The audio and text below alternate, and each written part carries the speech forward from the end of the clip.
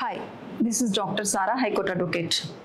Maintenance and Welfare of Parents and Senior Citizens Act 2007 supreme court వారు లేటెస్ట్గా ఇచ్చిన judgement ఏంటంటే ఊర్మిళా దీక్షిత్ వర్సెస్ సునీల్ శరణ్ దీక్షిత్.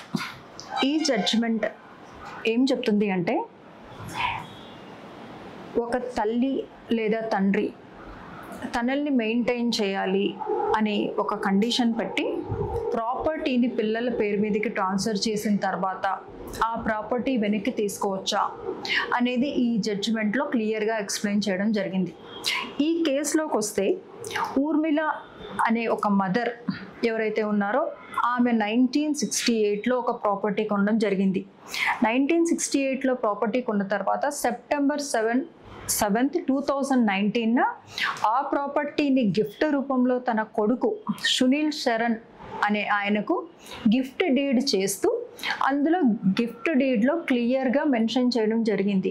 ఏమనంటే తనల్ని మెయింటైన్ చేసే బాధ్యత, తన కష్ట నష్టాలు చూసుకునే బాధ్యత తన కొడుకుది అని క్లియర్గా మెన్షన్ చేస్తూ ఒక ప్రామిసరీ నోట్ అనేది రాసుకోవడం జరిగింది.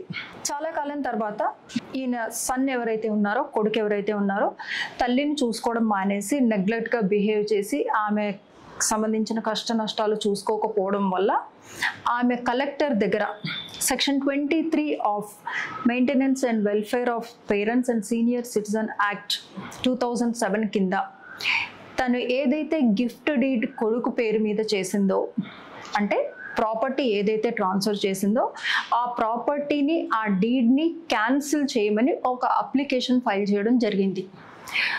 కలెక్టర్ గారు ఆ అప్లికేషన్ని యాక్సెప్ట్ చేస్తూ ఆ గిఫ్ట్ డీడ్ ఏదైతే ఉందో దాన్ని ఎనల్ చేయడం అనేది జరిగింది.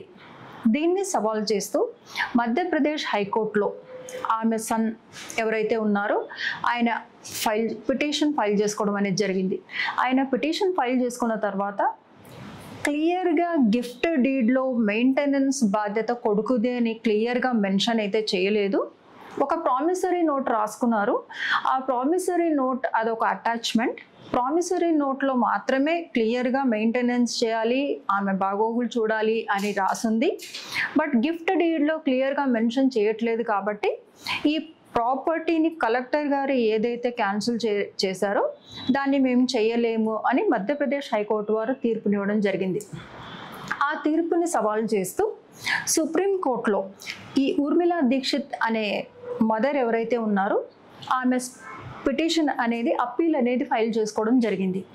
ఆ అప్పీల్ని క్లియర్గా వివరిస్తూ సుప్రీంకోర్టు వారు ఏం చెప్పారు అంటే సెక్షన్ 23 కింద కలెక్టర్ మిగతా వాళ్ళతో పాటు ట్రిబ్యునల్కి కూడా ఇటువంటి సందర్భాల్లో పిల్లలు ఎవరైతే ఉన్నారో, ప్రాపర్టీ తీసుకున్న పిల్లలు ఎవరైతే ఉన్నారో తన తల్లిదండ్రుల్ని మెయింటైన్ చేసే కండిషన్ అనేది ఒక్కసారి ఐదర్ ప్రామిసరీ నోట్లో కానీ లేదా గిఫ్ట్ డీడ్లో కానీ క్లియర్గా మెన్షన్ చేసిన తర్వాత ఆ బాధ్యత తీసుకున్నట్టయితే అటువంటి సందర్భాలలో ప్రాపర్టీ ఏదైతే వాళ్ళకి గిఫ్ట్ రూపంలో కానీ ఏ రూపంలో అయినా కానీ ట్రాన్స్ఫర్ చేయడం జరిగిన దాన్ని వెనక్కి తీసుకోవచ్చు అని క్లియర్గా ఎక్స్ప్లెయిన్ చేస్తూ సెక్షన్ 23 కింద ట్రిబ్యునల్స్కి కూడా ఇటువంటి సందర్భాలలో ఈ గిఫ్ట్ డీడ్లని ఎనల్ చేయడం కానీ క్యాన్సిల్ చేయడానికి కానీ పూర్తి పవర్ ఇవ్వడం అనేది జరిగింది. అండ్ అనదర్ థింగ్, చాలా సందర్భాల్లో కొన్ని సందర్భాల్లో గిఫ్ట్ డీడ్లో క్లియర్గా మెన్షన్ చేయలేకపోవచ్చు ఇటువంటి బాధ్యతల్ని.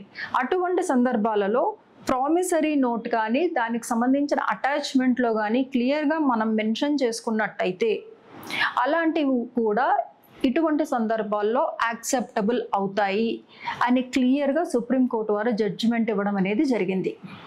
For latest updates please follow us.